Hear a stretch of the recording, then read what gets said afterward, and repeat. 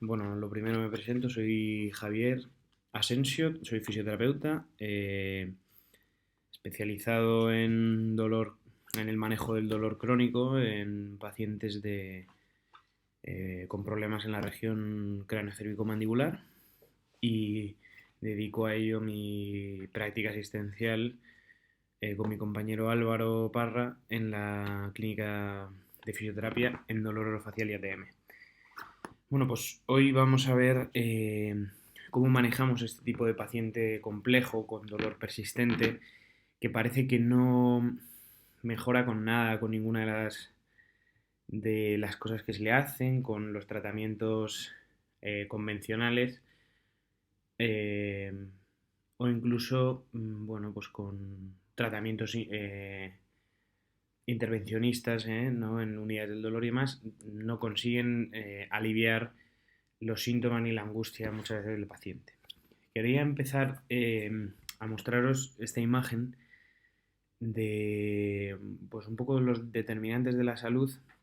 Encontramos que gran parte de estos determinantes de la salud los marca el comportamiento individual o la conducta de cada persona y sus circunstancias o su contexto social. Entonces, es muy importante entender que en cuanto a salud y en cuanto concretamente aquí al dolor, la conducta, cómo afronta el paciente el dolor y las circunstancias en las que se encuentra le ayudan a afrontar de una manera o de otra el dolor. Probablemente las circunstancias sociales no podemos ayudarle mucho, simplemente os estamos más limitados en ese ámbito, pero en el comportamiento frente al dolor sí le podemos dar herramientas gracias a la educación terapéutica y al ejercicio que le ayuden a mejorar de cara a su relación con el dolor. El resto de determinantes, pues bueno, no me parece tan interesantes abordarlos en esta situación, pero bueno, simplemente ver que obviamente siempre en la salud hay un determinante biológico y genético en el que los fisioterapeutas podemos actuar a nivel biológico, sí. A nivel genético, por supuesto que de momento no. Ya veremos si en estudios posteriores en la epigenética y demás, pero bueno, actualmente ahí nuestro tratamiento está muy limitado. En los cuidados médicos y demás, pues bueno, obviamente sí, pero es muy importante que veamos este ámbito social e individual. Lo primero, para hablar del dolor, hay que intentar definirlo y en esta definición, bueno, no es que sea del todo completa, pero esta que nos da este artículo como el dolor como una experiencia desagradable asociada con daño real o potencial en el tejido y asociada a componentes sensoriales, emocionales, cognitivos y sociales. Es decir, para que haya dolor se tiene que dar un poco todo esto. No se produce únicamente dolor por una vía sensitiva, sino hay el resto de componentes. En mayor o menor medida, y a nivel didáctico, dividiremos y hablaremos a veces de componentes más sensoriales o más emocionales o más cognitivos. Pero siempre se tienen que dar todos. ¿Vale? Bueno, de aquí bebe el modelo biopsicosocial en el que lo que comentaba anteriormente, nosotros queremos dividir que lo psico son las emociones, las expectativas, creencias, lo social por las relaciones personales, nivel económico, el sistema sanitario, el soporte social, lo biológico, pues la predisposición genética, la biomecánica, del envejecimiento, etcétera, las lesiones, ¿no? Bueno, pues siempre el modelo biopsicosocial lo que contempla es que siempre se produce, esto es didáctico, pero siempre se produce un todo, no está separado una cosa de otra. Las emociones influyen en tus relaciones personales y, y tus lesiones influyen en tus emociones, en tus expectativas de curación, en que si te has lesionado una pierna no puedes ir al bar que habías quedado con tus amigos. Es decir, todo influye dentro de todo y es un conjunto. Sería un círculo más bien, un círculo cerrado Y dentro de eso, pues nosotros a nivel didáctico intentamos separar cada uno para entender nosotros mejor y abordar, subclasificar mejor al paciente, ¿no? Por eso también a nivel de la sensibilización central eh, también se propone como una, un modelo, ¿no? Un modelo para entender a estos pacientes complejos, ¿no? Que volvemos a ver que todos estos factores influyen, digamos, en que haya una excesiva respuesta del cuerpo ante ciertos estímulos, a que haya esa sensibilización, ¿no? Entonces, bueno, pues siempre vemos que lo social, lo psicológico y lo biológico actúan de manera conjunta o se dan siempre. Es muy importante también ver un poco, para hacernos una idea, la diferencia entre el dolor agudo y el dolor crónico. El dolor agudo es un dolor, por decirlo de alguna manera, es un dolor adaptativo, o sea, está totalmente adaptado porque necesitamos la experiencia dolorosa cuando se produce un daño en el tejido para alertarnos de que algo no funciona y que por tanto tenemos que intentar solucionar. O el cuerpo tiene que intentar solucionarlo y nosotros actuar de alguna manera. Por eso se activa el sistema nociceptivo y esto genera una sensación que obviamente afecta a nivel cognitivo y afectivo y genera un comportamiento de enfermedad, sí, un comportamiento de enfermedad aguda o agudo de la enfermedad. ¿Qué supone eso? Pues que si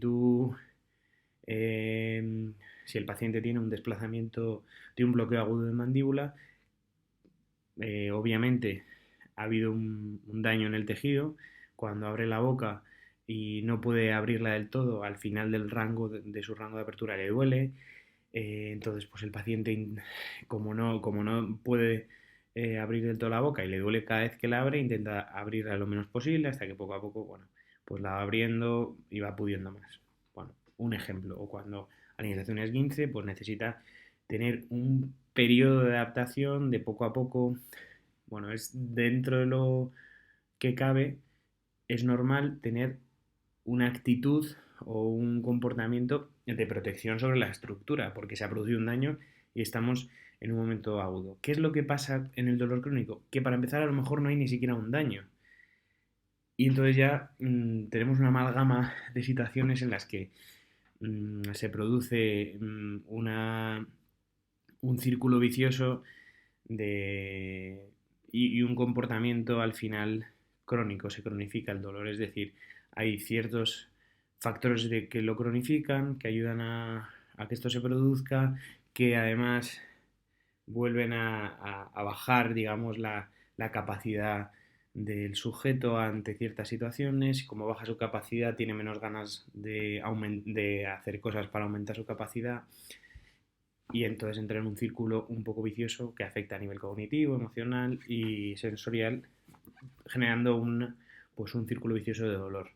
Pero un dolor desadaptativo, porque no está respondiendo a una necesidad de señalar que hay un daño, que hay que reparar algo, sino que está respondiendo a una situación desordenada en el aprendizaje y en varios aspectos que veremos. Entonces, entre el dolor agudo y el dolor crónico podemos ver que se producen cambios también a nivel cerebral, ¿no? Como vemos en esta imagen de resonancia magnética funcional, esto es un estudio que hicieron comparando la estimulación nociceptiva o una estimulación nociva en el codo entre una persona que no tenía ningún tipo de dolor y una persona con fibromialgia.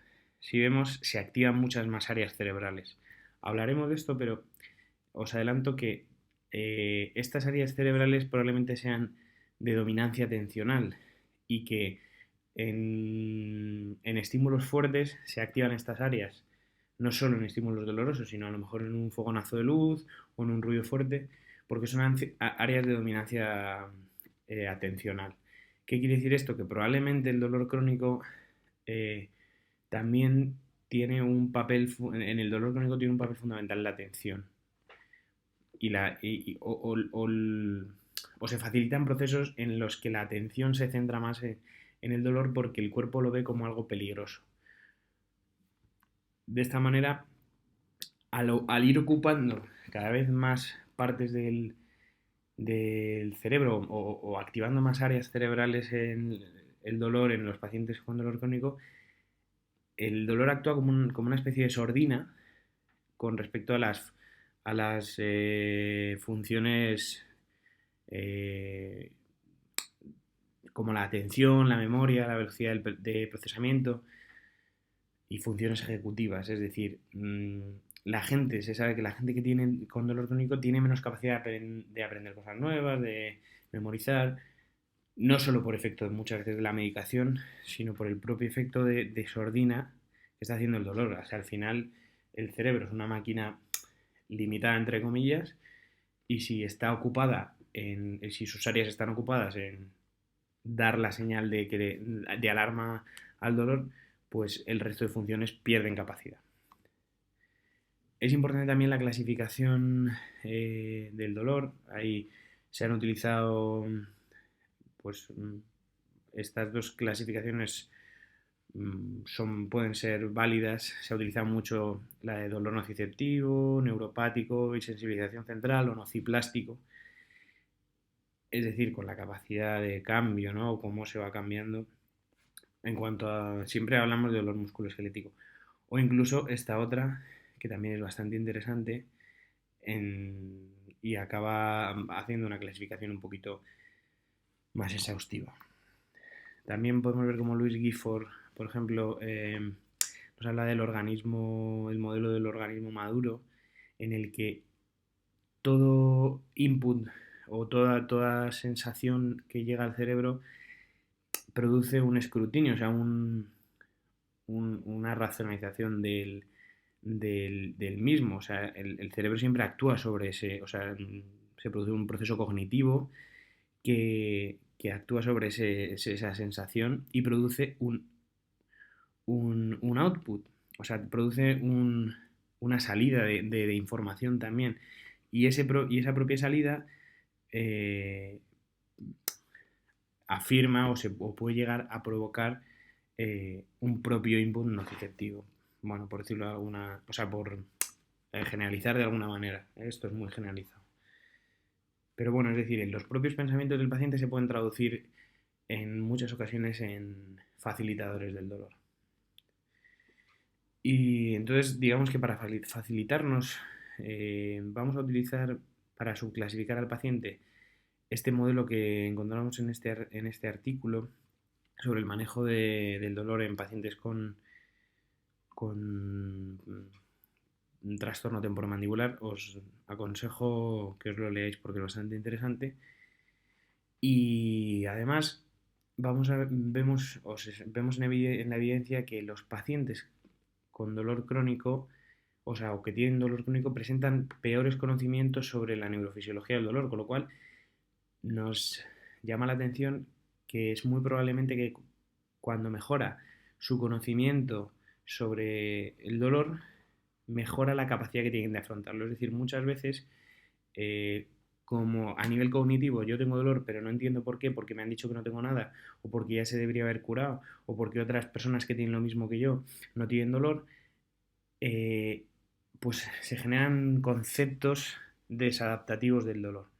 O sea, al final, por ejemplo, tú estás siempre pensando o que el dolor no tiene cura, o que tengo una vértebra desplazada, o que, etcétera, ¿no? Pues probablemente el conocer la neurofisiología del dolor, probablemente no, sabemos que es así, que en ciertas patologías conociendo más la neurofisiología del dolor, mejora la capacidad del paciente de afrontarlo. También vemos que es muy curioso que hay mucha prevalencia de migraña en neurólogos y que vemos en estos dos artículos, eh, a lo que Arturo Goicoechea, también un neurólogo que se ha introducido mucho en el campo y es un referente en el campo de la educación en el dolor, eh, lo desarrolla ampliamente. Bueno, ya os recomendaré luego alguna bibliografía que podéis leer. Bueno, veamos primero ciertos factores de cronificación. Por un lado, a nivel fisiológico, el sistema inhibitorio ascendente digamos que es un poco el que actúa como spam, ¿no? De cierta información basura que la intenta eh, retener o que no nos llegue a la conciencia, ¿no? Actúa como el filtro de spam en un correo, ¿no? Eh, dentro de estas dos, o sea, del sistema inhibitorio, juegan un papel fundamental la sustancia gris periacueductal y la médula rostroventromedial, que normalmente median, o sea, que son las regiones fundamentales para introducir la inhibición o para la cascada de inhibición endógena, la que genera el propio cuerpo, pero median las expectativas del placebo. Es decir, que nuestro sistema inhibitorio descendente del dolor nos juega malas pasadas, por ejemplo, para la investigación y demás, porque podemos conseguir cambios significativos en el dolor simplemente por la mediación de este sistema en un con un medicamento placebo o con una terapia placebo. Es decir, que muchas veces complica un poco más esta situación. Y es otro de las cosas a valorar, que el placebo siempre va a estar implícito en por las expectativas, por el sistema de expectativas, siempre va a estar presente en nuestra terapia. Vamos. ¿Hasta dónde puede llegar? Pues fijaos esta imagen de un corredor en San Fermín que, que es capaz, o sea, que es capaz de huir pese a la cornada que lleva y el desastre que se está haciendo en el tejido. Por tanto, es decir, la inhibición tiene una capacidad muy potente. Y sabemos que el ejercicio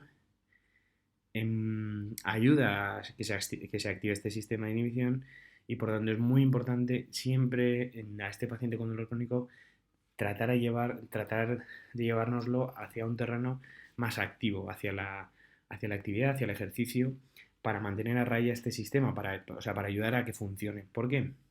Porque muchas veces, o por ejemplo, en casos como la fibromialgia, que este sistema no funciona. Y como no funciona este sistema, el paciente muchas veces responde también mal al tratamiento, responde mal al ejercicio y hay que dosificarlo muy bien mm, con, con, o sea, con cierta cabeza, pero además eh, con conocimiento, porque el paciente tiene que entender que su sistema, aunque no funcione bien, hay que mejorar su capacidad. Entonces, por eso el ejercicio ya veremos que será fundamental en estos casos, ¿no? Por las mioquinas y demás. Otra de las facilitaciones a nivel fisiológico es la de la sumación temporal, que tampoco me quiero meter ahora mucho.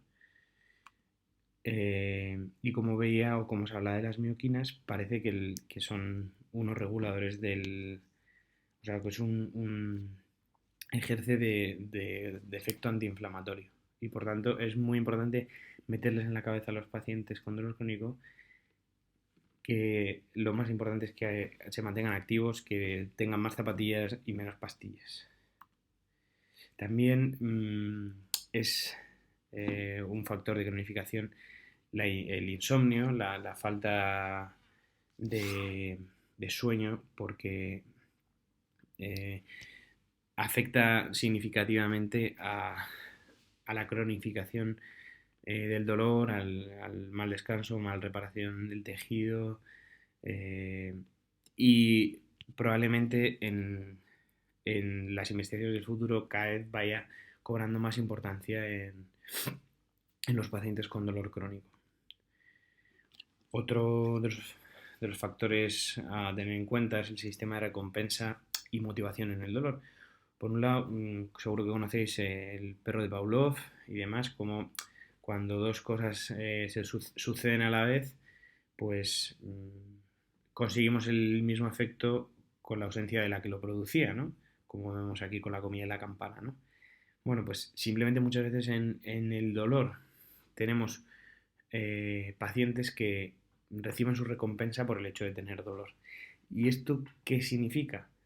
Pues que pacientes que antes que no le hacían tanto caso en casa o que o, se sienten más cuidados, más atendidos, están recibiendo una recompensa por el hecho de tener dolor, con lo cual ya son situaciones que no les ayudan a mejorar su dolor, sino que más bien eh, están premiando que tenga dolor.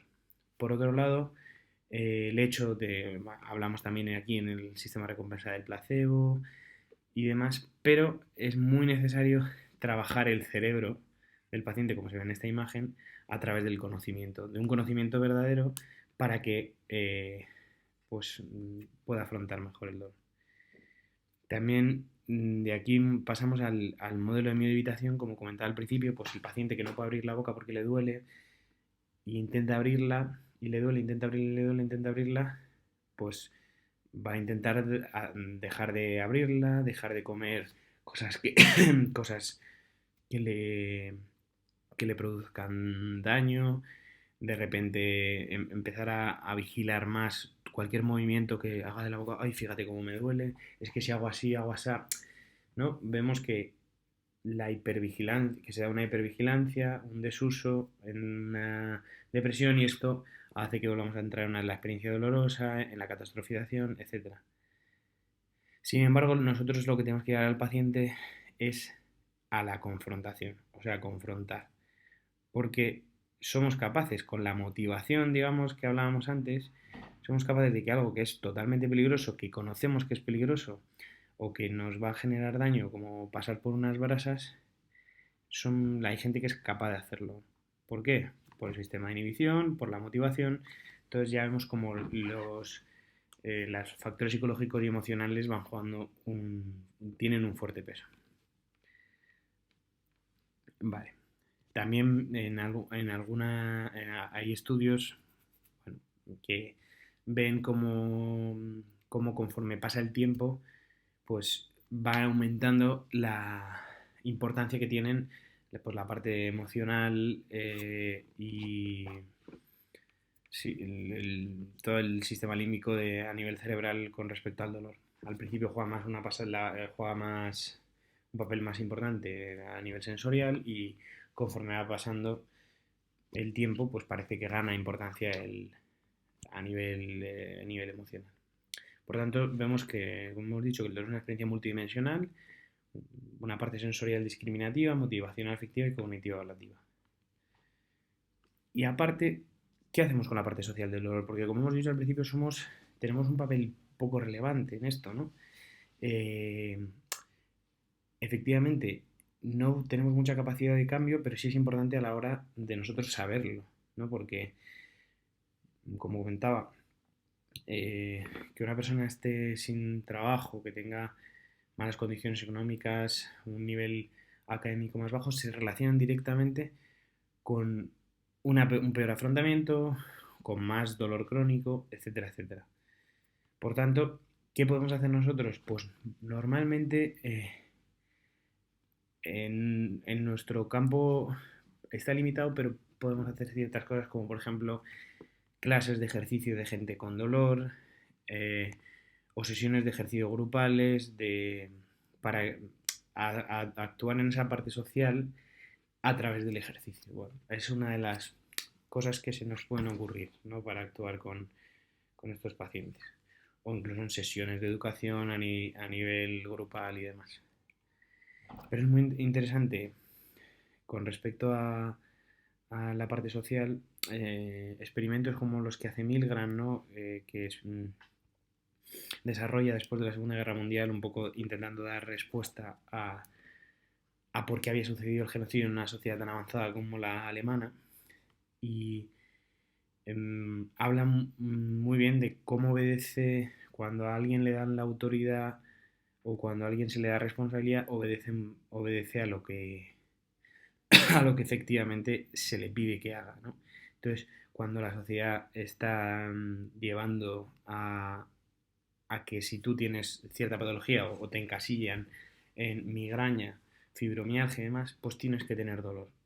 Y, y esto nos lleva, por la sociedad en la que estamos, en algunos casos a mejorar ante el dolor y en otros, cuando ya nos han dado una etiqueta, a, a caer en esa etiqueta y a desarrollar dolor. Que tiene que ver con la profecía autocumplida. O sea, al final, cuando las otras personas que nos rodean piensan sobre nosotros que somos muy capaces, que somos o que somos muy poco capaces, pues nos influye directamente. Esto se ve en un ensayo que hicieron con alumnos en un colegio en el que le hacen un test de inteligencia a todos los alumnos y le pasan los resultados al profesor, viendo el profesor que viendo el profesor los resultados y al final del curso los que mejores notas habían tenido en ese test fueron los que mejores notas sacaron. Con un poco eh, el chanchullo que le hicieron al profesor y es que no le dieron las notas reales. Sin embargo, las notas que el profesor pensaba fueron las que se cumplieron. Es decir, la imagen que tenemos del otro se acaba reflejando muchas veces y por tanto en los pacientes sucede cuando sus familiares e incluso el sistema médico los ve como pobrecillos no van a hacer nada, pues no ayuda en su recuperación. Y el efecto espectador, que parece que cuando es como que los pacientes adoptan muchas veces la función de espectador a ver que me hagan, que me digan, que me den pastillas, que no sé qué, pero no se ponen en la piel del actor, que es lo que tiene que pasar. Por tanto, vemos como en estas dos imágenes todos estos factores provocan que haya fluctuaciones en el dolor. Es decir, al final, que un día el paciente tenga más o menos de dolor es el resultado de todo lo anterior, del sueño, de la preocupación, del daño en el tejido, etcétera. ¿Cómo subclasificamos? Pues como os decía, una manera eh, muy estructurada de la subclasificación es dividir al paciente por sectores. Entonces, a nivel motor, pues podemos ver la fuerza, que si tiene fuerza en su musculatura mandibular o a nivel cervical, si tiene pérdida o no de movimiento, el control motor. A nivel sensorial, si tiene sensibilización periférica, hiperalgesia, si tiene dolor articular, muscular, neural, si hay procesos de sumación temporal. A nivel emocional, si hay miedo al movimiento, si hay procesos de depresión, en los que habría que, por ejemplo, derivar al psicólogo. Y si vemos conductas catastrofistas o baja autoeficacia. Entonces, en función de qué aspectos de todo esto creamos que debemos mejorar, pues nuestra terapia irá enfocada a ello. ¿Cómo valoramos esos aspectos cognitivos y emocionales sobre el dolor? Bueno, pues hay ciertas maneras de objetivizarlo.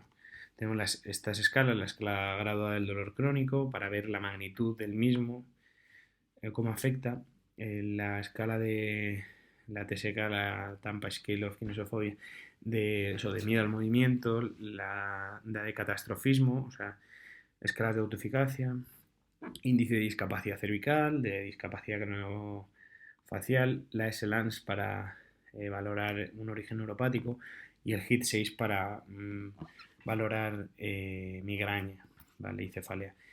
¿Qué nos dan todas estas escalas? Simplemente el hecho de poder tener un valor objetivo sobre el paciente y ver su mejora. ¿Son fundamentales? No, no son fundamentales, o sea, nada es fundamental, pero sí ayuda mucho al paciente ver su avance y a ti como terapeuta saber que hay algo que está cambiando, porque el problema del dolor crónico es que el paciente persiste con dolor durante mucho tiempo y no tiene por qué curarse fácilmente. Y eso le puede llevar a la desesperanza.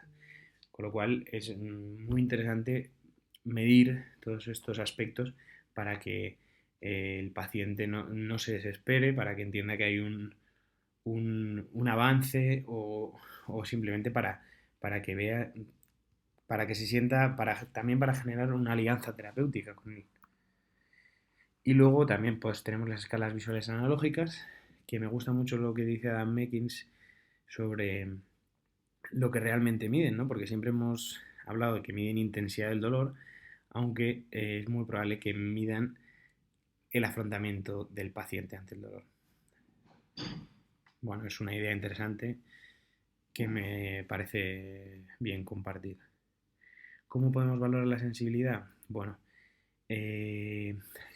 La sumación temporal, los índices de umbral a la detección mecánica, pues podemos medirlos con agujas de Bonfrey o incluso hay estudios con hilos de pescar que, bueno, es decir, somos capaces de decir, bueno, pues a ver a qué intensidad empieza a sentir. Y es también una manera objetiva de ver que el paciente, si está mejorando la sensibilización periférica o central del paciente y también midiendo los campos receptivos con un PDRI que también nos indicará pues si hay cambios en esta sensibilización central o periférica. Con la ergometría, también para la detección del umbral mecánico de dolor, de presión, ¿vale? Son maneras objetivas de medirlo.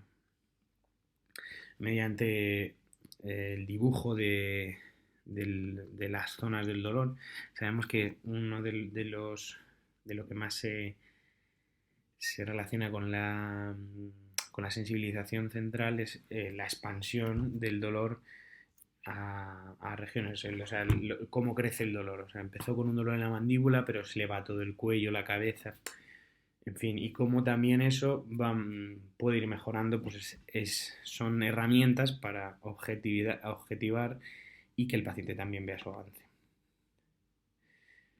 En cuanto a la fisioterapia bioconductual, que es un poco lo que venimos a hablar, busca realizar un cambio en las conductas maladaptativas del paciente con dolor crónico a través de la reconceptualización del dolor y la promoción de la actividad y el ejercicio. Porque, como hemos visto, el ejercicio es el mayor regulador del dolor o nuestra estrategia dentro del cuerpo para conseguir más analgesia, y en el caso en el que el sistema de inhibición no funciona, es fundamental. Pero es que además el ejercicio mejora la actitud y la conducta del paciente con respecto al dolor. Es decir, cuando yo tengo que hacer ejercicio, mi atención se centra en el ejercicio, tengo un foco externo al que mirar y no me estoy mirando todo el día el ombligo, ¿vale? Entonces, genera cambios en la conducta, genera cambios fisiológicos que mejoran el dolor y además la reconceptualización, es decir, cambiar los argumentos malos que tiene el paciente sobre el dolor, le ayuda a querer afrontarlo de otra manera. Por eso vamos a hablar de la educación terapéutica y lo primero muchas veces es mostrarle que el dolor no es igual al daño a través de las pruebas de imagen, porque el paciente siempre se ampara en una prueba de imagen o en un diagnóstico médico para decir que a él le duele por esto. Y es muy importante que sepa que la mayoría de enfermedades crónicas no se correlacionan o no somos capaces de explicar el dolor por una prueba de imagen. Por tanto, que le tiene que quedar muy claro que el dolor y el daño no van de la mano. El, el daño puede ser una de las causas de que haya dolor, pero sin todo lo demás que hemos hablado, no puede haber dolor. O sea, puede haber dolor incluso en ausencia de daño. Hay que hablarles también de la neuroplasticidad, de la capacidad de cambio. Muchas veces pues, les pongo el ejemplo del homúnculo de Penfield para que ellos entiendan que hay una representación cortical del cuerpo que cada parte tiene una representación en función del uso que le damos, ¿no? Y que esta capacidad de cambio que tiene el cuerpo también les tiene que dar una esperanza, es decir, el cuerpo tiene capacidad de aprender. E incluso ver cómo cuando hay dolor en una parte, pues se produce una especie de emborronamiento en esa zona. Entonces hay que intentar mejorar la llegada de aferencias a, de parte de la zona que duele o los cambios en nuestra conducta cambian también la representación cortical. La neuromatriz o esa red que genera el dolor también son aspectos, todos estos aspectos son buenos a reconceptualizar en el paciente, es hablarles de que efectivamente el dolor le está generando un cambio atencional, le está generando un cambio en la importancia que le da a ciertas cosas y esto genera una red de dolor. ¿Vale? Se puede explicar bien con esta imagen, ¿no? Por ejemplo. También vemos que este cambio en el dolor afecta muy fuertemente al movimiento y vemos entre estas dos imágenes cómo en movimientos específicos de cuello, este estudio de Débora Fala y colaboradores, vemos como gente que tiene dolor crónico, su esternocleidomastoideo y el esplenio de la cabeza, en gente sin dolor crónico tienen como una zona bastante específica, pero en gente con dolor crónico se activan sin ninguna especificidad. Con lo cual, ejercicios de tipo control motor pueden ayudar, por supuesto, por una parte, porque mejoren el reclutamiento, mejoran la manera en la que se activa ese músculo, pero además como un factor de eh, distracción cognitiva, ¿no?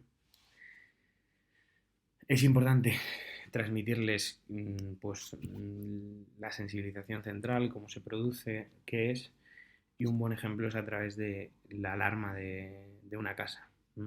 ¿Por qué pones una alarma en tu casa? Pues para avisarte, ¿no? Cuando entran los ladrones. ¿Qué pasaría si esa alarma estuviese sonando todo el día?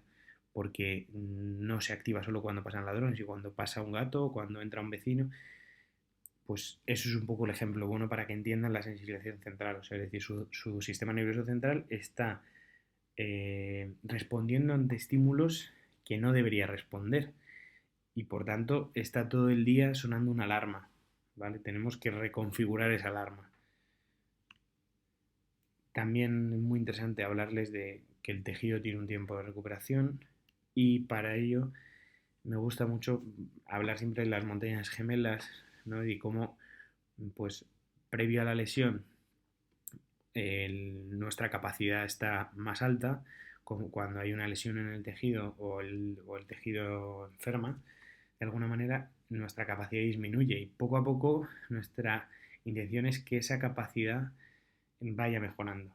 Y esto hay que transmitírselo al paciente, que el paciente lo que tiene que hacer es, o lo que tenemos que conseguir es que el paciente quiera mejorar su capacidad. También este ejemplo que pone mucho Arturo Goicoechea de la copia eferente, y es como la atención modula directamente el dolor del paciente, el dolor de cualquier persona, ¿no? Eh, no sé si os ha pasado alguna vez que seguro que cuando estáis corriendo estáis un poco cansados y tenéis la sensación de que queréis parar a andar y os ponéis a andar, de repente no podéis volver a correr porque, bueno, la tarea os había llevado a habituaros a una sensación nociva o dañina del cansancio, pero que como la seguís manteniendo por un proceso de automatización, no parabais. En el momento que paras ya no eres capaz otra vez casi de volver a correr. Es como cuando en una boda, que seguro que a algunos os ha pasado que te pasas no sé cuántas horas con tacones, de repente te los quitas y es imposible que, que te los vuelvas a poner. Porque ya, bueno, has estado habituado, pero en el momento que te los quitas, centras la atención en los pies, se genera lo contrario, casi una sensibilización momentánea, ¿no? Por decirlo así. O muchas veces en el proceso de habituación se ve mucho cuando conduces y dices, y se te pasa por la cabeza, ¿cómo he llegado yo a este punto, ¿no? O sea, estabas conduciendo y como lo hacías todo de manera automática, tu atención estaba en otra parte. Bueno, pues con el dolor pasa un poco parecido. En el momento que centramos la atención en el mismo o la centramos en un foco externo, cambia y modula directamente el dolor. Actúa también el sistema de recompensa. También hay que buscar de alguna manera cosas que el paciente eh, le guste hacer. Es decir, vamos a buscar meterle en la actividad o meterle en el en, en la actividad física, en el deporte, a través de cosas que le gustan y de cosas que le reconforten. Pero además hay que explicarle que efectivamente este sistema actúa. Por eso, pues a lo mejor cuando se toma no sé qué infusión, pues le va muy bien, pero se le pasan los efectos enseguida. Bueno, pues eso también el paciente necesita conocerlo. Y un ejemplo bueno es este de Dumbo, cuando le dan la pluma y parece que puede volar. ¿Cuánto es necesario? ¿Cuántas dosis de educación son necesarias? Bueno, pues hay un estudio, este estudio es muy interesante.